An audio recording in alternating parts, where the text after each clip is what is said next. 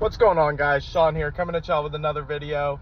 OTAs have been kicked off. We're going into day 3 today. So I figured I'd just cover a little bit of what I heard about day 1 and 2. Now, if I'm being honest, normally I really wouldn't do an OTA video unless there's an injury, a signing, or something really important that needs to be looked at. I am interested to see how last year's rookies and this year's rookies kind of integrate themselves into a team that now has a lot of openings, a lot of veterans gone, a lot of players gone in free agency, so a lot of new guys stepping in.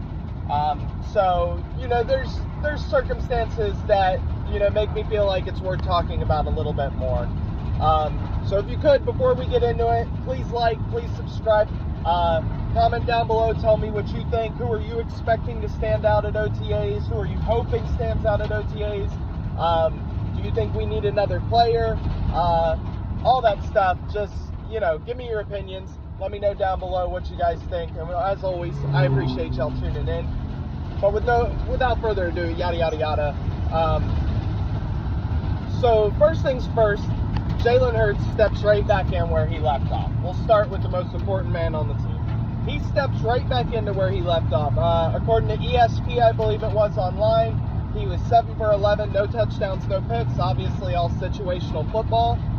2 good strikes to Quez and a miss to Quez, from what I heard on that front. AJ looked like AJ. Devontae had a day off on day 2, I believe. I'm not sure about day 1. You know, so OTAs. Jalen looks like Jalen. No pass rush.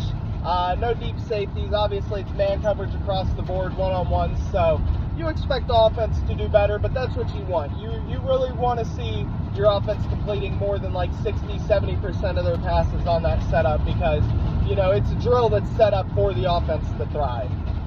So I wouldn't pay attention to the numbers too much, but at the same time, you know, you expect the offense to do well. It looks like Cam Jurgens slided into the right guard position, which I'm still a little up and down about. I think that's a little light for a guard position. I'd like to see him pick up some more weight, or possibly just go ahead and get Tyler Steen in there. Obviously, someone we drafted this year, very big body, 340, a man mover at Alabama. He will be a man mover at the NFL level. I have no doubts he will be a star. It's just a matter of letting him grow and get into his routines. You know, first-year players tend to be coming off of the wildest year of their lives, between training, meeting with teams, you know, all that stuff. So he will take a little while to integrate, but I really think he's going to be an absolute beast. Otherwise, the O-line looks pretty much what you would expect it to be. I haven't really heard anything good or bad about them yet. They're all just really running drills, so you'll hear more as time goes on. I know from what I heard, it looks like Devontae Smith and Lane Johnson were no-shows, but it is voluntary OTAs, you know, no big deal. Also, Lane Johnson coming off of surgery, so allowing him more time to rest. Devontae Smith coming off of such a high volume of catches last year, give him a little bit of rest. They honestly deserve it for everything they did, and these are guys that are going to know what the plan is when they get back. So you're not really worried about those losses. The D-line, I know you got Brandon Graham and Fletcher Cox. Once again, not worried about them guys missing time at all. But an interesting one I heard was Derek Barnett.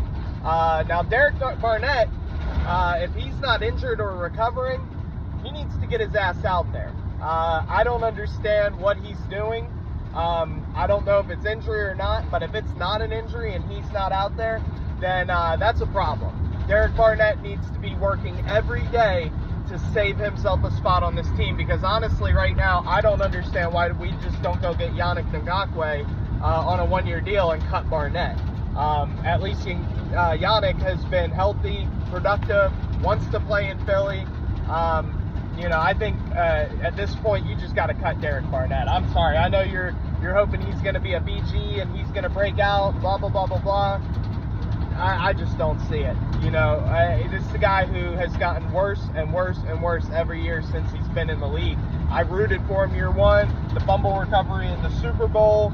You know, I've always been a Derek Barnett guy, but it's time to move on. You know, bring in Yannick, bring in someone new, because we just need a different face, you know. And him missing OTAs, you know, I really hope it's because of injury or something that he's healing, but that's enough about him. Other than that, you've got Nakobe Dean with the green dot on the helmet, running the defense, no surprise. Nicholas Moreau, I believe it is, playing next to him. Don't really love that. Still would like to see the Eagles bring in another linebacker. Maybe Moreau shocks me, but, you know, I'm doubtful about these one-year signings on linebackers. You know, just because you got one in Kazir White to work doesn't mean you're going to get it every time. I think we need to bring in a Patrick Queen and Isaiah Simmons, someone that can run a little bit better. But that's just my opinion there. Starting safeties, Terrell Edmonds and Reed Blankenship, or as I like to call him, Ed Reed Blankenship. Dude's a missile. I'm pretty excited about those guys. I see people saying make moves, and I like Budda Baker. He's tough, he's strong, he's a badass, you know, and he's been really, really good for a while.